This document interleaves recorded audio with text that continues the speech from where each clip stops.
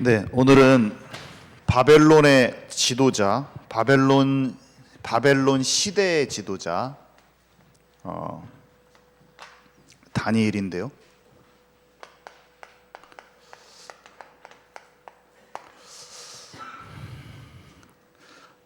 어떻게 제가 이해하고 있고 너무나 신묘막측한 이 하나님의 흐름을 제가 전달할 수 있을까요?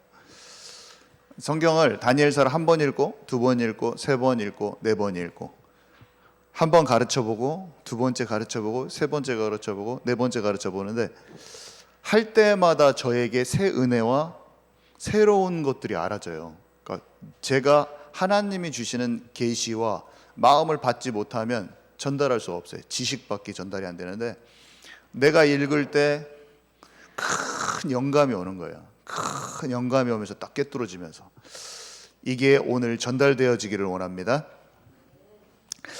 자, 하나님이 아담에게 약속하셨잖아요. 아담에게 그리스도, 여자의 후손을 약속하셨는데 하나님이 그 약속을 이루기 위해서 우상 지역에서 아브라함을 부르셨어요. 그래서 아브라함에게 네 후손 중에 그리스도가 온다는 말씀을 주시고, 네가 그 가나안 땅에 가야 되는데 그 가나안 땅에서는 예수님의 그 직분이 완성될 땅이에요. 십자가, 부활, 승천 사건이 있을 그 땅이에요.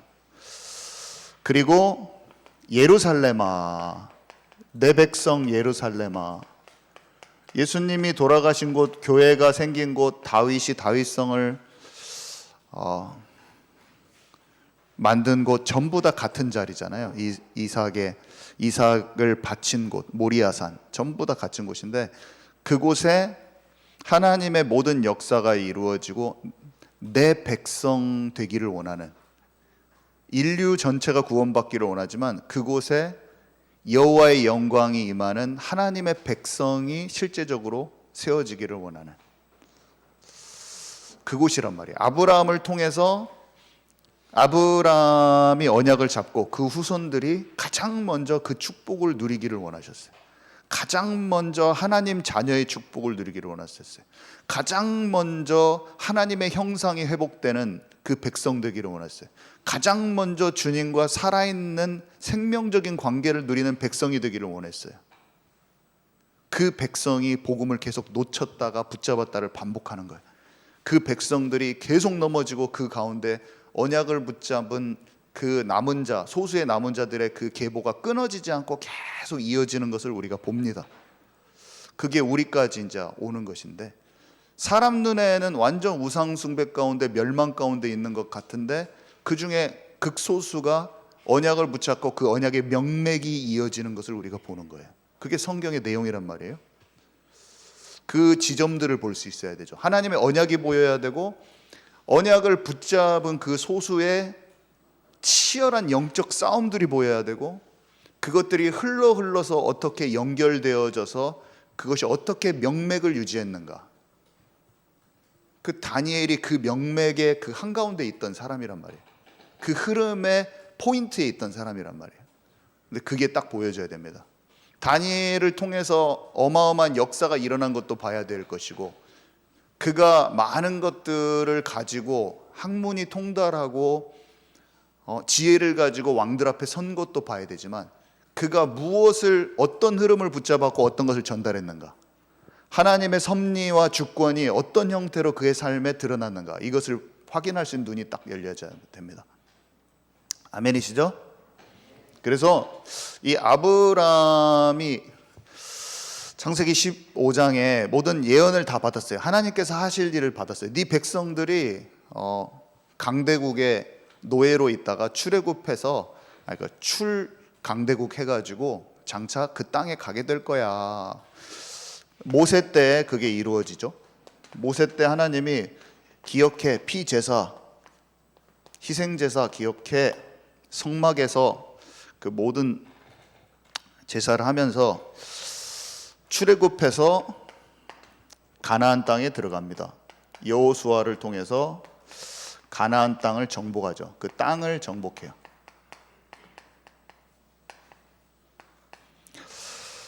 근데 보니까 여기 보니까 완전히 이 가나안 땅이요, 하나님을 떠난 사람들의 백성들, 함의 후손들인데, 그 노아의 아들이었던 함의 후손들이, 그 함의 후손 중에 가나안인데, 가나안의 또 자식들의 7족속이 거기를 지배하고 있었어요. 근데 전부 다 이 영적인 음란은요, 육신의 음란으로 열매 맺어요. 그래서 개나 소나 이런 동물들하고 성관계를 하고 있고요, 남색, 남자끼리 동성연애를 하고 있고요, 하나님의 성령의 역사로 하나님의 형상이 뒤틀려져 버린 삶을 살고 있는 거야. 하나님이 영이 타락을 해서 영이 음란하게 되면요, 육신이 다 음란의 열매를 맺게 돼 있어요. 사람은 그래요. 그래서 바울이 말할 때 음행을 첫 번째로 딱 얘기하죠. 성령을 조차 행하지 않는 육체를 쫓아 나오는 열매, 첫 번째로 항상 음행이 나옵니다. 그 다음에 이렇게 쭉 나오거든요. 이런 속에서 살고 있어요. 근데 전부 다 죽이라고 하나님께서 말씀하시죠. 이들이 돌아오지 않아요. 근데 다윗이 딱 보니까 이때 언약궤를 중심으로 성막을 짓고, 이렇게 성막을 언약궤 중심으로 피제사가 드려져 있고, 성막에서 그렇게 했었는데, 광야에서 계속 그렇게 했었는데, 우상 숭배하니까 이 언약궤를 다 언약궤가 다 돌아다니고 있어, 다른 나라 강대국에. 그리고 성막도 다 없어져 있어요. 그러니까 다윗이 이걸 다 아는 거예요. 사무엘도 알고 다윗도 알고. 그것에 대해서 애통해야 하고 마음이 아픈 사람들이 많지 않은데, 이것을 어렸을 때부터 잘 알고 진짜 여기에 흐르고 있는 그 성막을 회복하는 게 아니라, 언약궤를 찾아오는 게 중요한 게 아니라, 하나님이 원하시는 그 흐름을 회복하기를 원했던 거예요.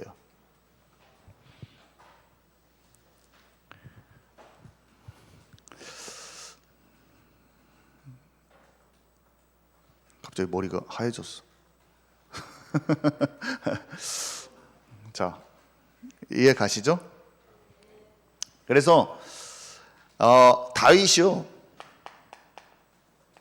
다윗이 이 흐름을 쫙 아는 언약궤 찾아와서 장막을 지으면서 24시 365일 24시 찬양팀을 회복시키면서 여기서부터 여기까지 찬양시를 만들어서 불러버립니다. 그 시편 105편이죠. 다윗이 언약궤를 찾아와요. 그래서 언약궤 찾아오기 전에 여호수아를 통해서 가나안 7족속 땅을 다 정복하는데, 이거는 아브라함에게 창세기 15장에 하나님께서 약속해 주신 건데, 여호수아가 정복한 땅 중에서 가나안 7족속 이름이 쭉 나오거든요, 창세기 15장에 보면. 근데 맨 마지막에 여부스 족속이 있는데, 가나안의 아들이죠, 한 지파죠. 얘가 정복이 안 됐다는 것을 다시 딱 알고 있어요. 그래서 그 땅이 모리아산 땅이야. 예루살렘 땅이에요. 예루살렘 한복판. 거기가 다윗성이 예루살렘이거든요, 시온성.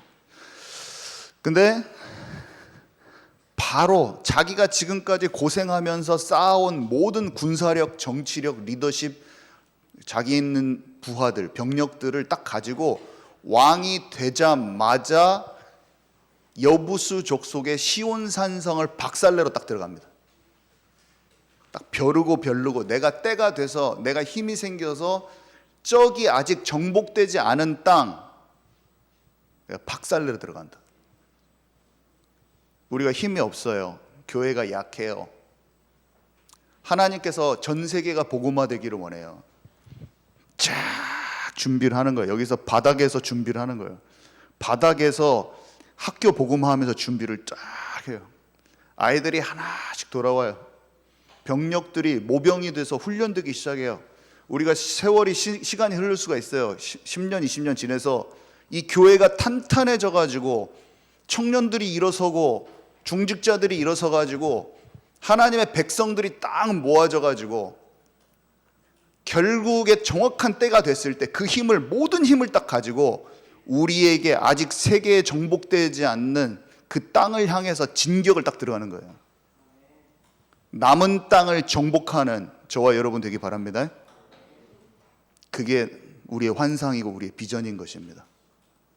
조용히 준비하는 거예요. 나의 때 고난도 고통도 사울왕에게 쫓김도 너무나 허허벌판에서 경제가 없는 곳, 머리 둘 곳이 없는데도 여호와는 나의 목자시니 내가 부족함이 없으리로다 고백하면서 내가 지금 준비되고 있는 훈련들을 착실하게 경험하면서 내게 지금 주어진 나를 지금 하나님 훈련시키고 있는 거예요. 리더십과 군사력과 모든 것을 하나님께서 지금 용사들을 붙여주고 계세요.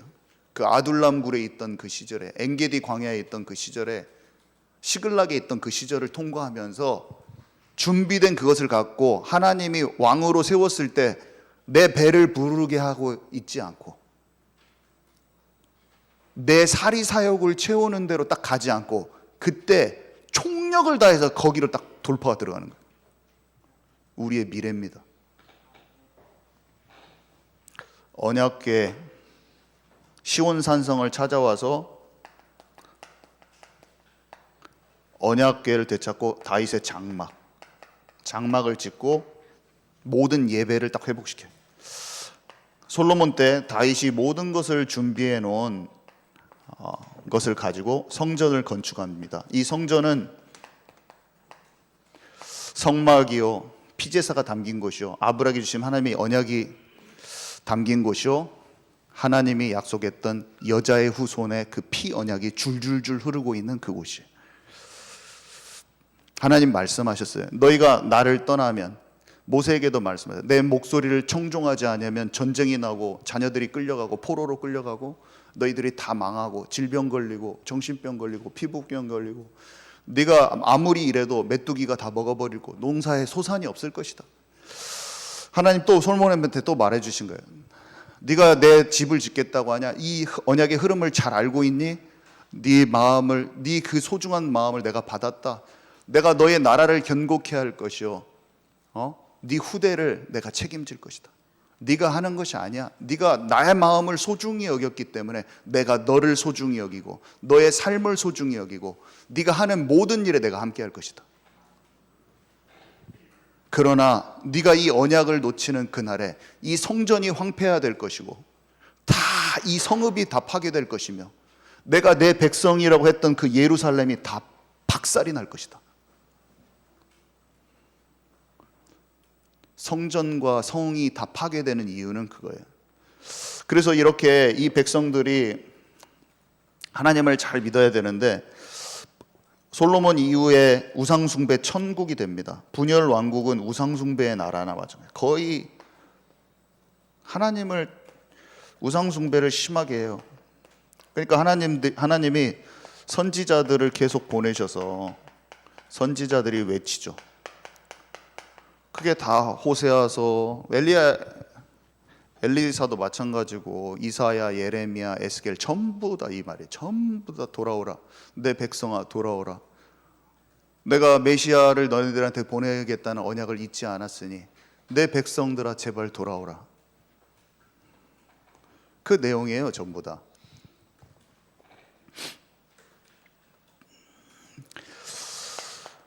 너희가 돌아오지 않으니 내가 이미 모세에게 말한 대로, 다 선지자들을 통해서 말한 대로 강대국 바벨론이 와서, 그냥 바벨론이라는 이름이 써 있어요.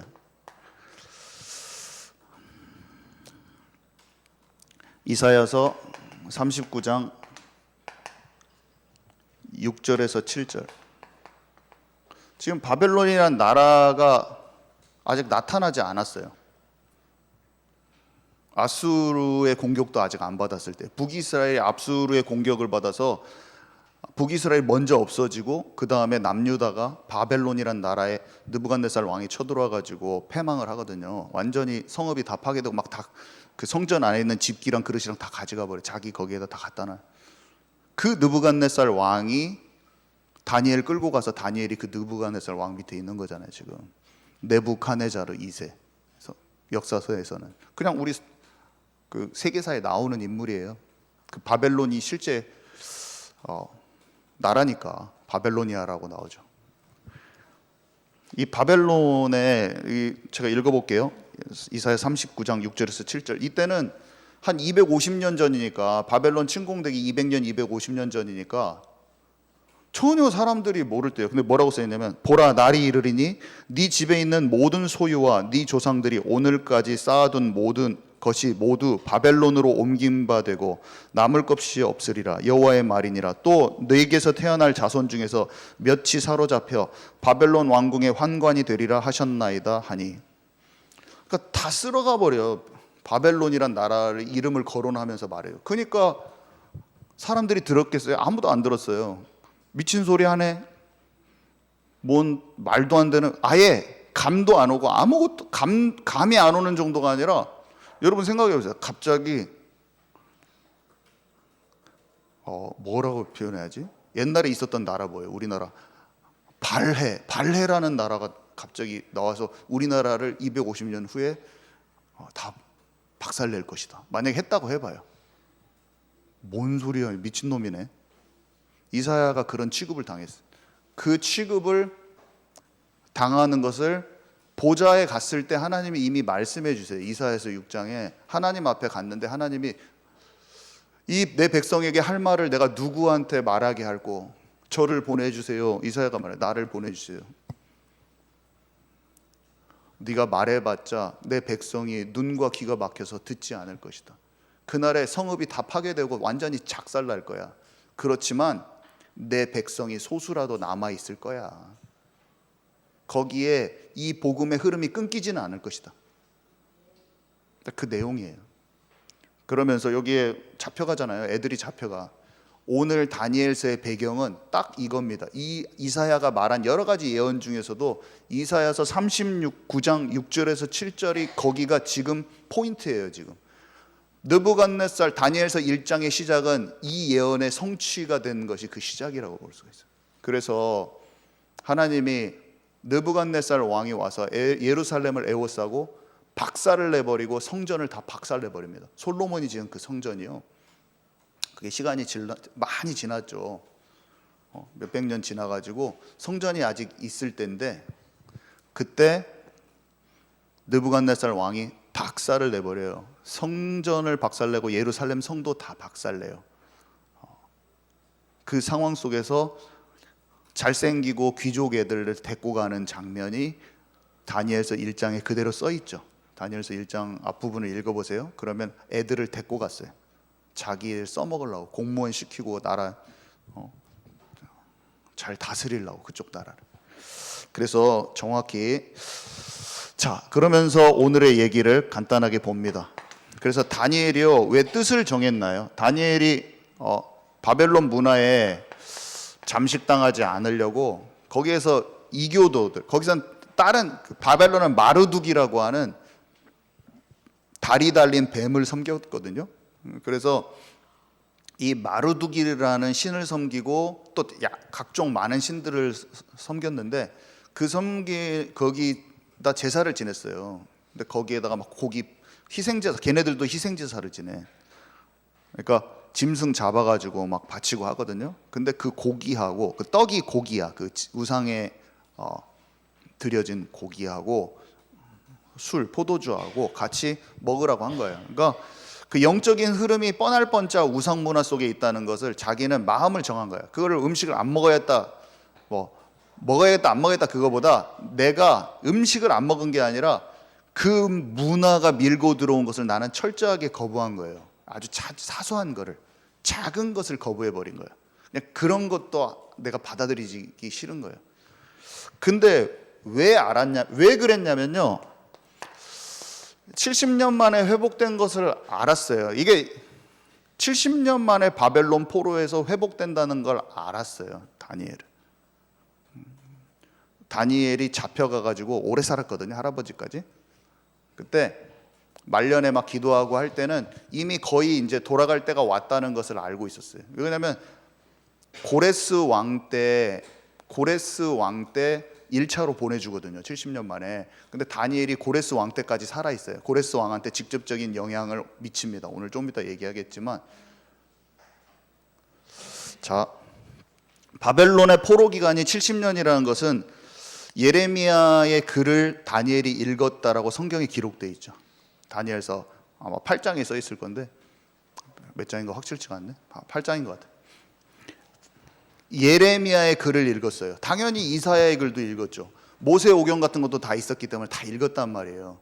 이것의 이런 흐름을 다니엘은 정확히 꿰고 있어요. 그러니까 예루살렘을 향하여 기도하는 거예요.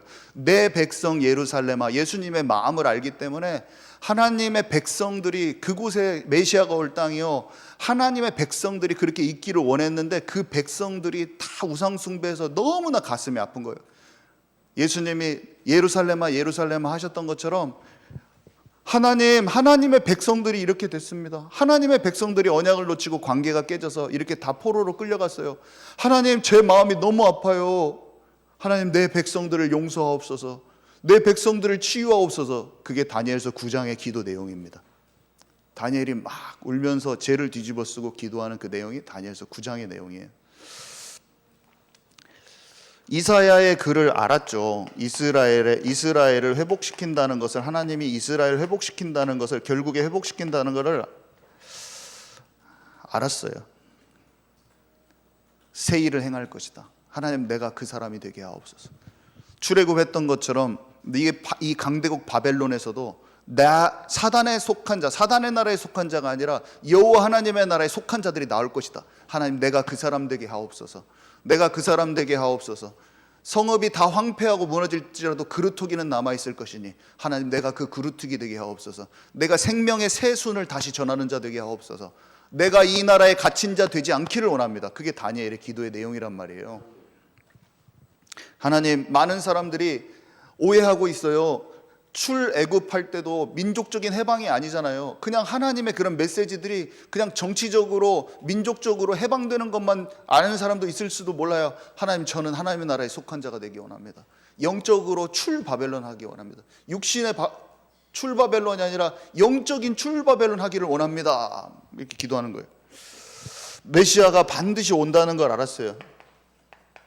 하나님, 그리스도가 분명히 주님 그리스도를 통해서 우리를 진짜 구원하신다는 그 모든 약속, 그리스도를 보내신다는 그 약속, 반드시 그 일이 장차 일어날 것을 믿습니다.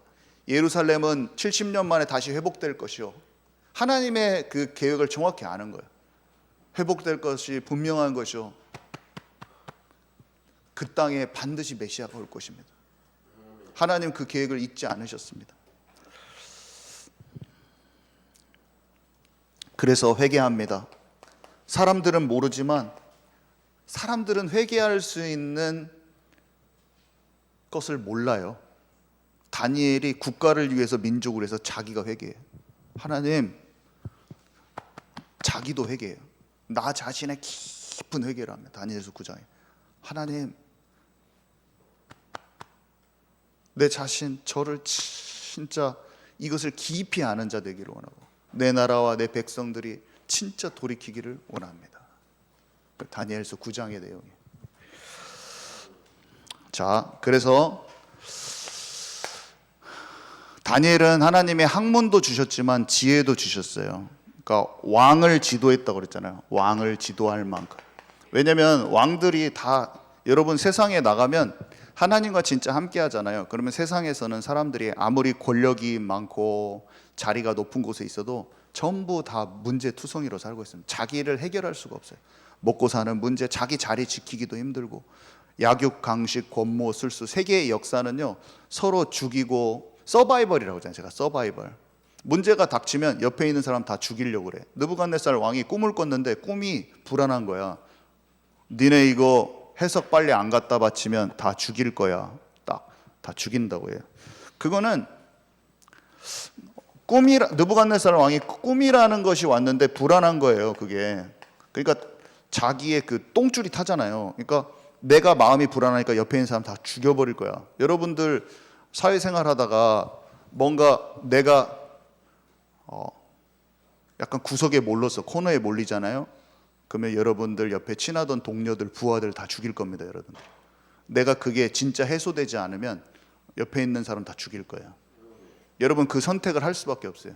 내가 그리고 살아남으려고 하다가 내가 이제 더 이상 밥그릇이 안 돼갖고 내가 죽으려고 하잖아요. 그러면 어떻게 할 거냐면 이 밥그릇 지키려고 꽉 움켜쥐다가 내 싸나운 손톱으로 옆에 있는 사람 팍 핥히면서, 내 것 나빠서 그런 게 아니라 어떻게 해야 돼?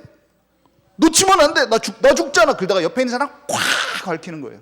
그러면 옆에 있는 사람은 핥힌 것에 빡 맞고 너무 아파. 상처에 살아. 둘 다 하나님이 없을 때 세상에선 그 일이 지금 반복되고 있어요. 왕이 내가 살아남으려고 하니까 니네 이거 지금 너무 급했어. 니네 내 거 빨리 안 밝혀내? 안 밝혀내? 다 죽었어 니네들. 꿈 해석 못해? 못해? 데리고 와. 빨리 죽여. 빨리 다음 놈. 혹시 아는 놈 있으면 빨리 다음 놈. 혹시 너 해석할 수 있어? 못했어. 죽여. 다니엘까지 온 거예요. 하나님 왕에게 말한 거예요. 이 세상의 모든 것을 통치하시는 분은 하나님이고 그것을 알게 하시는 분은 오직 하나님뿐입니다. 제가 그 하나님께 기도하겠습니다. 하나님과 관계가 형성이 된 사람은요, 이 세상에 어떤 모르는 게 없어요. 모든 진리와 모든 지혜는 창조주 하나님께 있는 거기 때문에 여호와를 경외하는 것이 지식의 그 근본이고 모든 것은 하나님께로부터 나와요. 하나님은 모든 것을 아시는 분이에요. 우리가 전지전능하신 하나님과 함께한다는 것은, 하늘과 땅의 모든 권세를 가지신 분이 나와 함께한다는 것은 진짜 이 세상을 정복하고 다스리는 권세가 우리에게 와 있다는 거예요. 우리는 살아계신 하나님과 진짜 함께하면서 무너진 모든 관계, 영적 타락, 육신적인 타락, 모든 것을 예수 그리스도 통해서 다 벗어버리고 죄악을 다 회개하고, 하나님 내가 거짓된 인생 마귀 따라 살았습니다. 내가 이것을 진짜 치유받기 원하고 오직 어린 양의 흠없는 어린 양이 모든 것을 경험하시고 죄가 없으신 분이 나를 살릴 수 있음을 믿사오니 예수 그리스도로 말미암아 내가 그 희생자사를 주께 드리고 지성소 안에 들어갔던 제사장과 같은 그 축복을 내가 누리기를 원하노니 지금 예수 그리스도 피 발라주시고 나를 하나님의 임재 가운데 들어가게 하옵소서. 내가 모든 죄악을 벗어버리고 진정한 싸우기를 원하고 치유받아버리고 온전한 자유함을 얻기를 원합니다. 그 사람은 하나님이 언약궤 앞에서 말해주세요. 내가 할 거는 이런 일이야. 내 뜻은 이거다. 내 백성에게 내가 하고 싶은 말은 이거야. 네가 나를 위해서 전달해 주겠니? 네가 나를 위해서 내 백성에게 말해 주겠니? 그게 선지자자 파수꾼인 거예요. 내 말을 대언할 수 있겠니? 네가 내 말을 대언해 줄 수 있겠냐? 그 사람들을 찾고 있는 거야. 네가 나의 파수꾼이다. 에스겔아, 네가 파수꾼이야. 내 백성들이 아무도 듣지 않고 있는데 네가 나의 파수꾼이다.